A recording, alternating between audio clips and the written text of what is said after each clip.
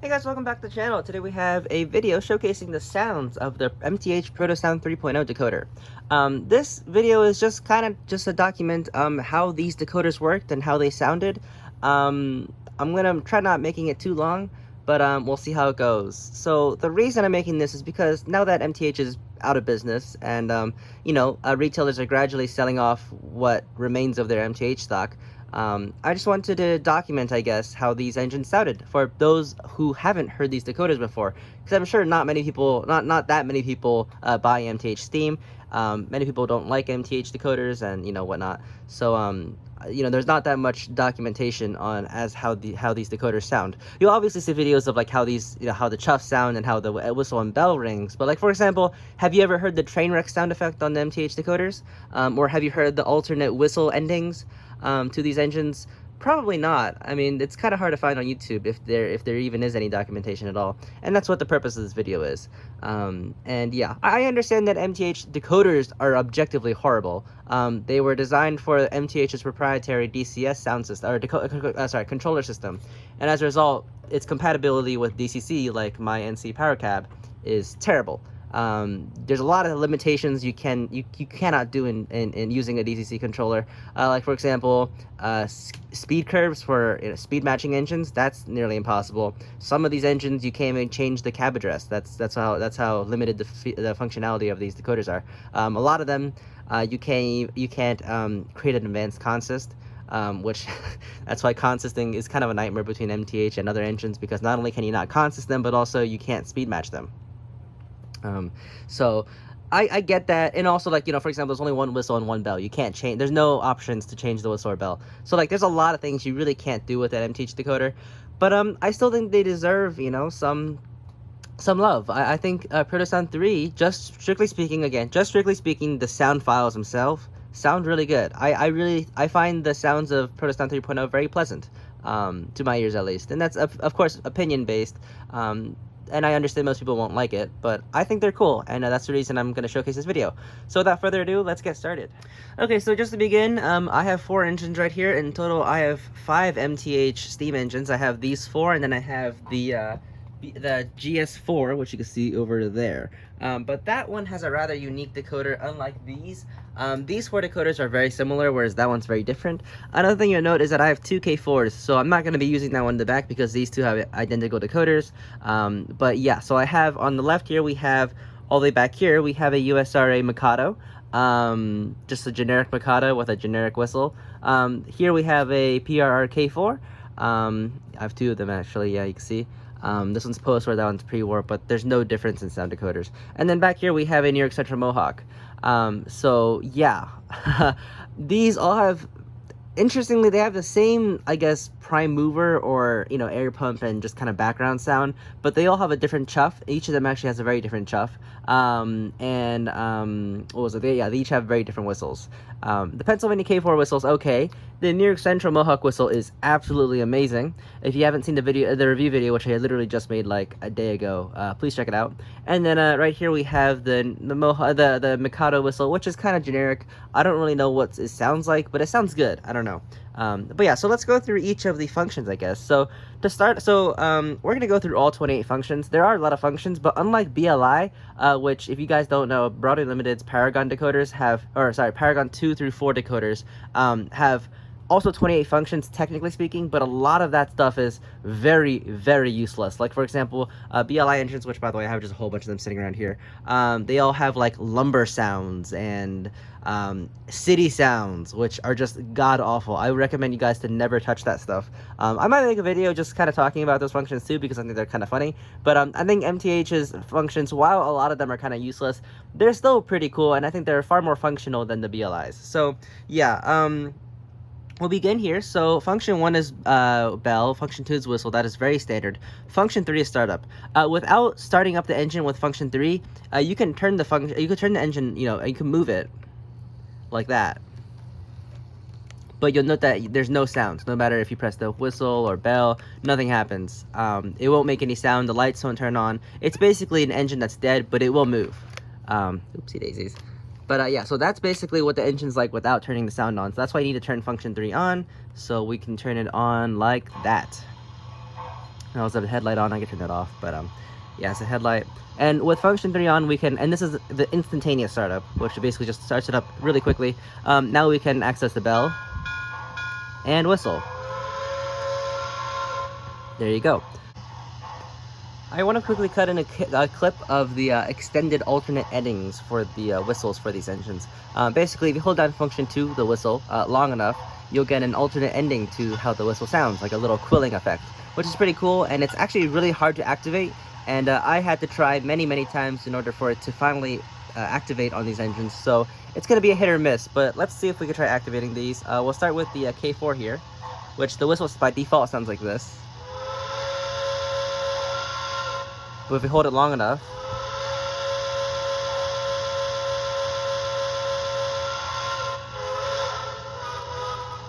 there you go.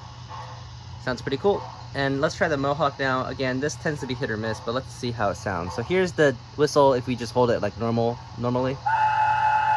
like that. But if we hold it down for an obscenely long time, it sounds like this.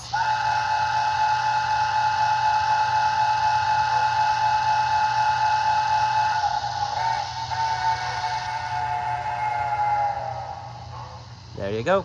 So it's a pretty cool feature actually. It's just unfortunately you gotta hold the whistle down for a really long time in order to activate it. But it's still cool how MTH added yet another whistle into these engines. So those are the first 3 functions. Now there's actually another startup, and actually another shutdown too. Function 3 acts as both startup and shutdown. If I press function 3 again, it turns it off. It's the go-to startup and shutdown your go-to. So basically you press it once, it starts up, you press it again, it shuts down. There is actually, as I said, another startup though, and that is functions 13 and 14. 13 starts it up, 14 shuts it down, which is really cool. So if we enter function 13, let's get her steam. Clean out the ash pan. it's basically an extended startup, sorry. And it just basically goes through it very slowly. And it just kind of goes to the coal, the oil, the lubrication, and oil, water, adding water and whatnot. And you can hear the steam gradually build up, which is really cool. This video is going to be pretty long if we go through all these things.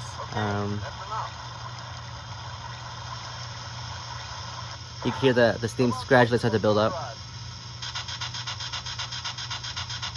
Alright, I'm gonna just skip through this. I'm just gonna kind of force it to start moving. That kind of ends the sound and kind of just instantly skips over just the full startup. Yeah, but that's 13. 14 is very similar. It's just gradual shutdown. What's interesting is that whereas function 3 controls both startup and shutdown, extended startup and shutdown is split into 2 different functions, which I think is really interesting.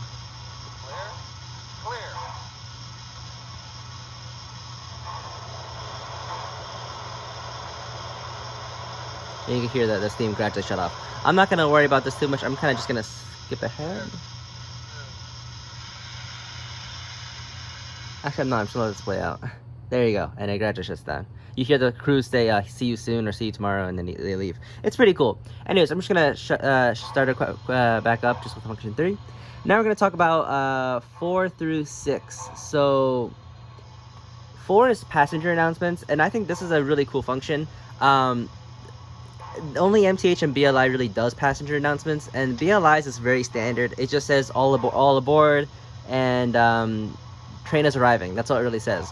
MTH's passenger announcements actually sound good. I know the passenger announcements and crew talk and whatever are really cheesy. I get that, and if you don't like that, you obviously don't have to use the function. I actually never really use this, but I'm just saying that if you do like it, this is the best passenger announcements you'll hear, and that is because you hear every single engine has a different train. For example, the engine back there, the K4 back there, is the passenger announcements call it the Broker, which is a famous Pennsylvania passenger train. This one I believe is the Spirit of St. Louis, I believe.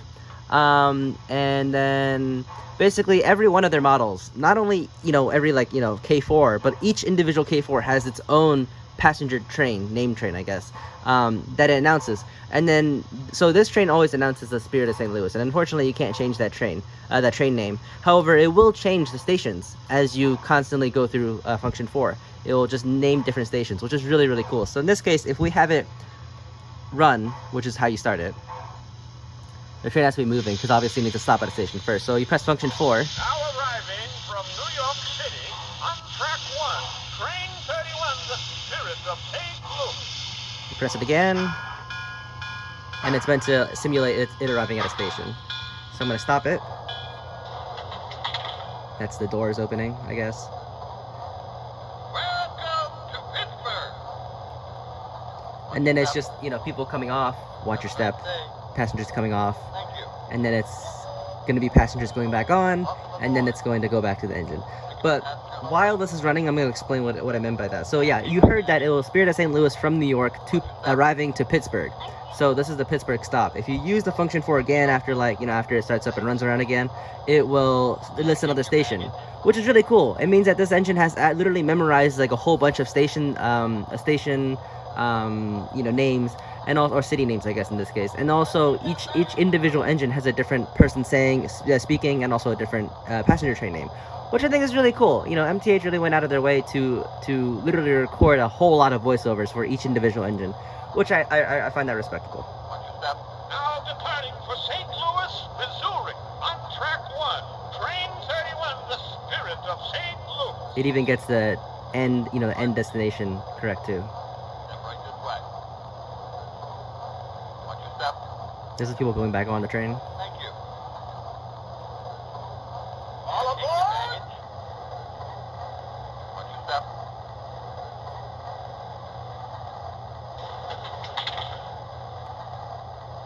Doors closing.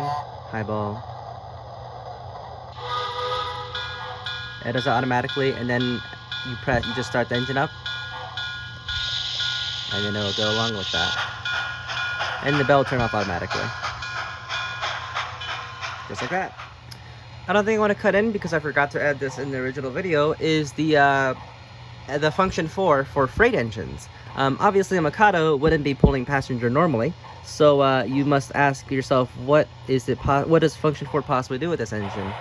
And it's actually pretty cool. So not very useful, admittedly, but it basically plays a little dialogue where the engine sits on a siding and waits for a passing train to go by, which is pretty cool. So let's try that. We're gonna have the engine go, simulate that the engine was running for a while, and then we enter function 4, and then we stop. Flimsy say to take the siding at Willis and wait for the superior train. The switch is already aligned for us. I'll do the walk around while you give the run by the once over. Okay, this shouldn't take too long. I can see the headlight off in the distance. So the guy runs around the train. There's the passing train. Presumed to be some sort of passenger train.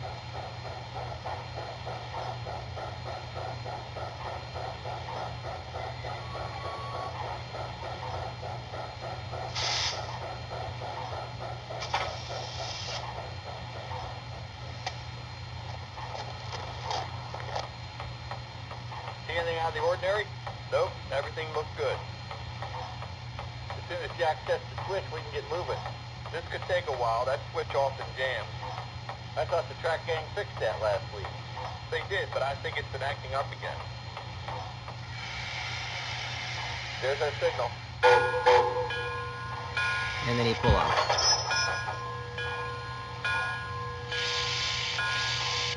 And just like the passenger announcements, the bell will turn off gradually.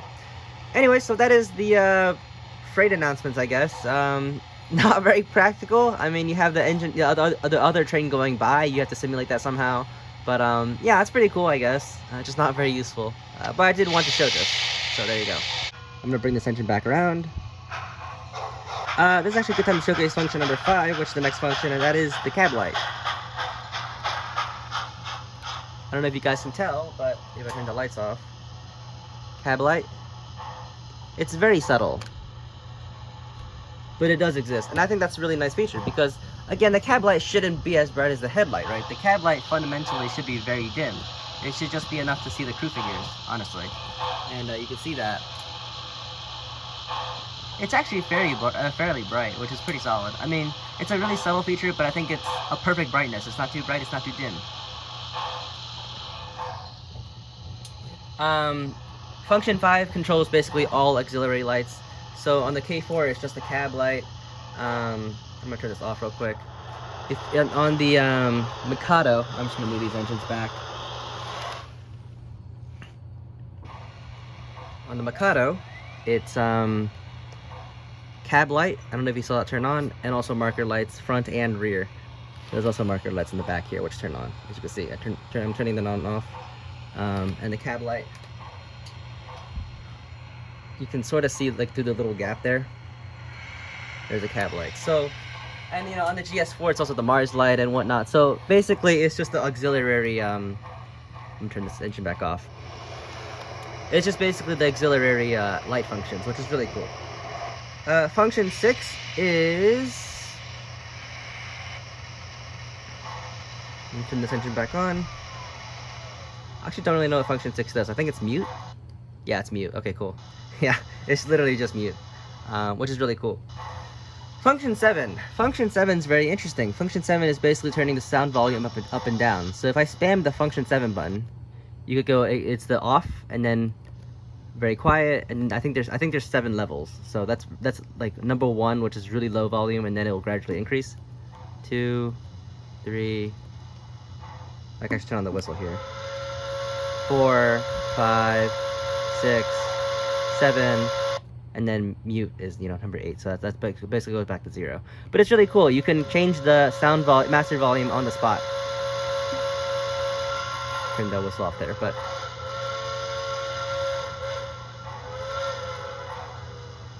that was really cool. Anyways, so yeah, that was function 7. Basically, just changes the sound volume around. And you heard that whistle kind of quill. That was really cool. That's basically if you hold down 2 for really long, that's what happens. Function 8 is smoke. Unfortunately, the smoke generator on this engine is broken, so I'm going to move this back.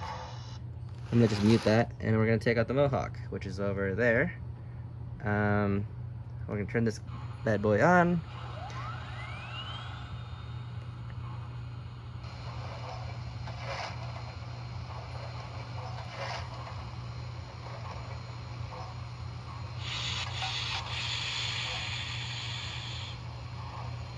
Oh, right. My bad.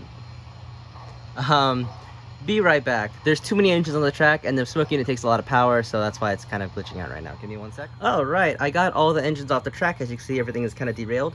This way, it gives this engine enough power to output smoke. And yeah, so function 8 controls the smoke unit. I'm going to turn it on, and you'll hear like a slight whine. That is the fan in the smoke unit winding up. I'm going to bring the camera closer so you can actually hear this. You can hear that whine, right? Off, on, off, on. So yeah, that is the smoke unit motor. It is kind of loud. It's actually louder than the entire mechanism of these engines. These engines run silently. That's how amazing MTH mechanisms are. But yeah, that's the smoke unit motor. It is kind of loud, and it's very obvious. It kind of gets annoying, but you do get used to it, so you kind of tune it out in your ears when you hear it for long enough. But yeah, so I'm not really into smoke personally, but if you are into that kind of stuff, I will gladly admit, just like the passenger announcements, it is far superior than the BLI smoke units. These things actually have a really powerful fan, unlike BLI smoke. So I'm showing that BLI engine back there. BLI smoke kind of is wispy and, you know, really slow, and it kind of just falls out, whereas MTH smoke, I don't know if you guys can tell, but it is powerful. Like you can see it coming out. Hopefully you guys can see that. But yeah, it's like a powerful fan that actually makes the smoke look legit. It looks realistic. Also, it just outputs a whole lot of smoke. So when you start the engine up like this,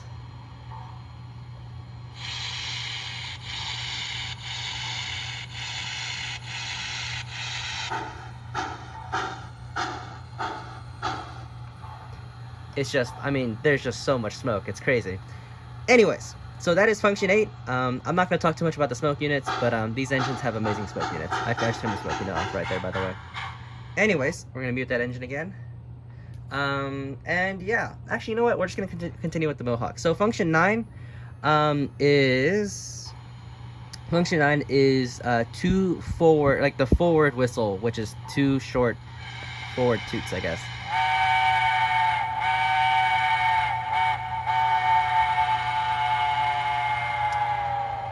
That is wrong. Give me 1 second. Okay, yeah, this is number 9. I pressed the wrong button.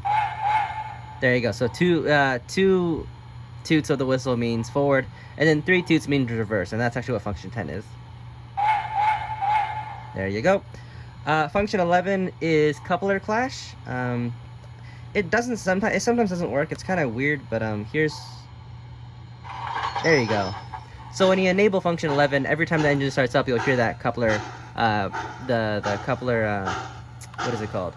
Basically, when the couplers, you know, open up, or not open up, but like when they hit each other as the engine starts to go forward. I forgot to turn them off the top of my head right now, but I really like that sound. And both MTH and BLI does it. They both sound fine. Function 12, you just heard, I kind of spoiled it, is the grade crossing whistle. So I'm going to play it right now.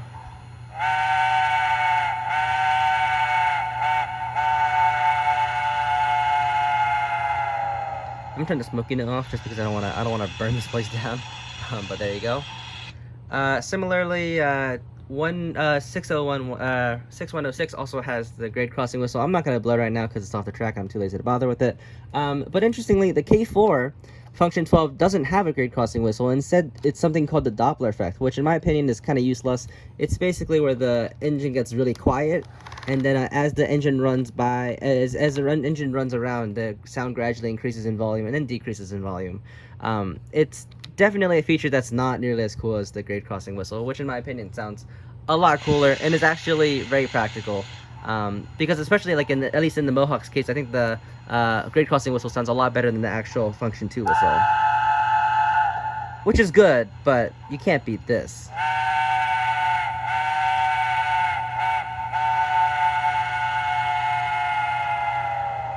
Man, I love that whistle. Alright, we're back to the K4. I just like this engine because it's my best runner out of all four of these. Anyways, so we went through function 11, 12. We also went through functions 13 and 14 in the beginning, which is the extended startup and shutdown. Now we're going to talk about functions 15 and 16. So function 15 is labored chuff, and function 16 is drift chuff. Really what this is just chuffs that sound deeper or lighter. On the K4, this is what the K4 sounds like by default.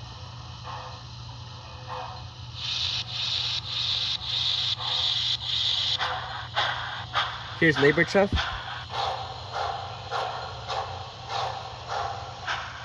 And then here's drift chuff. I'm just gonna have to go backwards. And then back to normal chuff. So you can hear the subtle differences. The labored chuff kind of sounds out of place. And in fact, the labored chuff is actually the standard chuff for the Mikado, which I should have probably put on the track before I started filming this. But we're not going to worry about it. But yeah, so the MTH basically just has a whole bunch of chuff sounds, and they just put 3 random chuffs inside each engine. So in this case, the labor chuff on this engine is the standard chuff on this engine, which we can start up right now. I'm going to mute this guy first. Start this guy up. There we go. So that's starting this guy up, and you'll hear that the standard chuff on this engine is this. Right, which is the heavy chuff on this. If we go back to a labor chuff on this engine, it sounds even deeper. Back to standard. And then lastly, we'll change from standard to light chuff.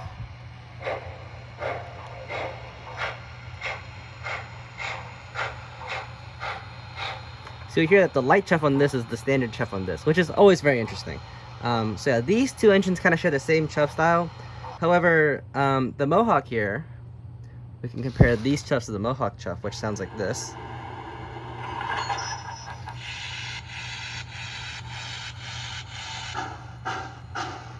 Heavy chuff.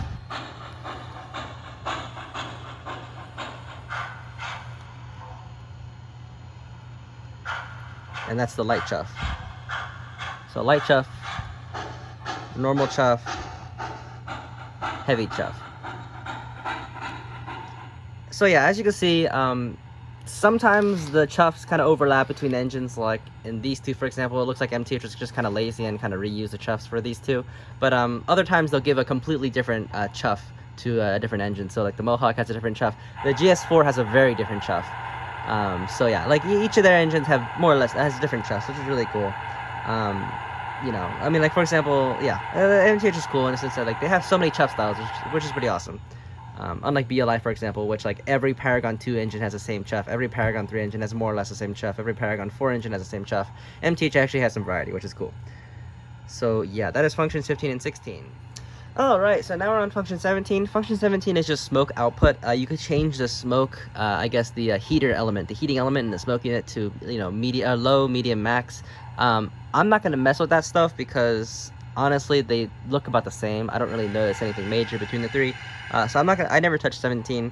Function 18 is just short whistle, which is basically just this.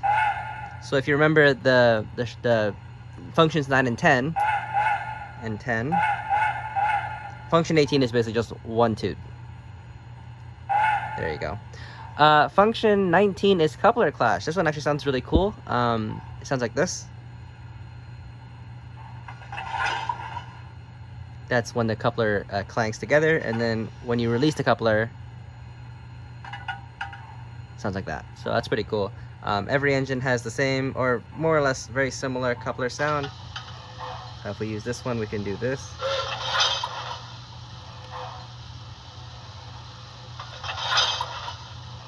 Yeah, so you can hear it. Coupler clash is pretty cool. Next up, function 20. Function 20 is feature reset. That one, I'm gonna mute this engine back. That basically just resets the entire engine except for the address. Since you usually don't program MTH decoders anyways, because you really can't program them, the function reset doesn't, it basically just kind of resets all the functions and also all the CVs, except again for address. That's function 20. Functions 21 through 24 are idling sounds. If we could try them right now, but they're basically just the extended startup sounds. They sound like this. This is function 21. Oh, sorry, wrong engine. Function 21. Open up those side rods, will ya? Function 22. Check the level in the tender, will ya? Water level's down 6 feet. Swing that spout over. Okay.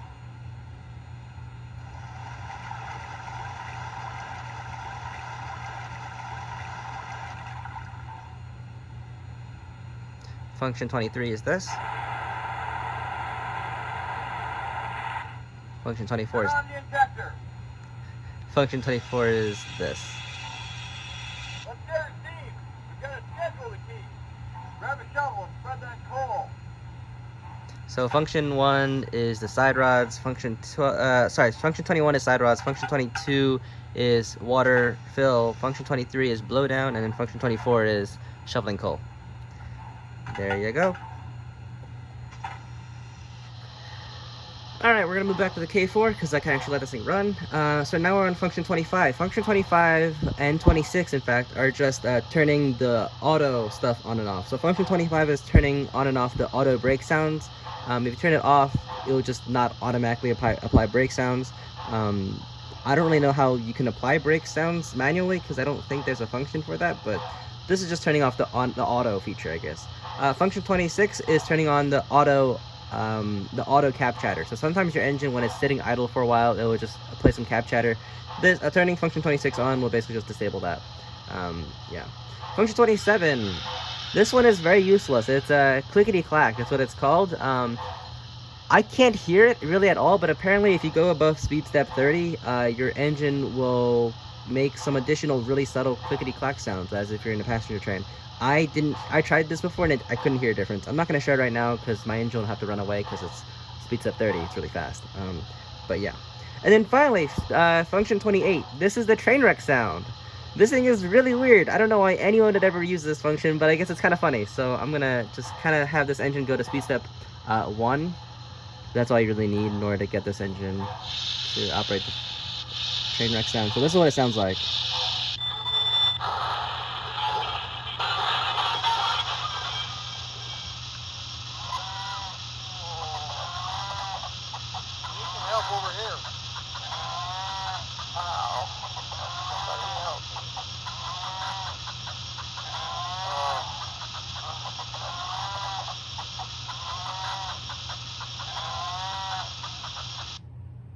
Yeah, and the lights turn off, as you saw there. That's it. That's the train wreck sound. And you just hear the steam kind of, gradually like sleeping off. You could hear the guy saying "ow," we need some help over here, and then you just hear a cow constantly mooing at a constant rate, and then chickens squawking. So yeah, that is a really interesting function. I think it's kind of funny. I appreciate MTH for MTH for adding that function in, which is always amusing, but not very practical to say the least. But yeah, so that is the MTH sound decoders. I'm gonna turn this engine back on using function 3. And yeah, so overall, a lot of the functions are very useful. Toward the end, there's some kind of useless ones. But yeah, for the most part, I'd say there's far more usable functions than PCS, for example. Or sorry, for like BLI's Paragon 2 and through 4, for example, which for the most part, you never go beyond function 12. Functions 13 through 28 are really useless on those decoders. This one, I actually use the various chuffs rather often. I use the grade crossing whistle all the time, actually. But yeah, there's definitely some repeat functions and useless ones, but I really like the MTH sound. And it's really a shame that MTH is out of business now. They're, you know, I don't think anyone's going to be recreating their Protosound 3.0 sound decoders because no one likes them. And I get it, like they're not great decoders as far as compatibility speaking, but I do like their sounds. Like if we were to put these sounds into another decoder, I'd appreciate it, I'd buy it. I think they're really cool sounds. But yeah, anyways, those are my thoughts on Paragon 3 sound. There's a lot more about MTH engines alone that's really fascinating. Like for example, how their speed steps are based off of scale miles per hour. So speed step 30 is 30 scale miles an hour. Which is pretty crazy, and that means that every single engine, no matter how big the wheels are, all have perfectly matched speed steps, which I guess is pretty cool. But yeah, as I said, like there's a whole bunch of other MTH engine facts that I haven't really talked about here. But this is just a video that was focusing on the sound decoders and, strictly speaking, the sounds and I guess the smoke. But yeah, that's just some quick information about, or not really quick, I guess, this is a really long video about MTH decoders. I hope you guys enjoyed, and I'll see you guys next time. Bye.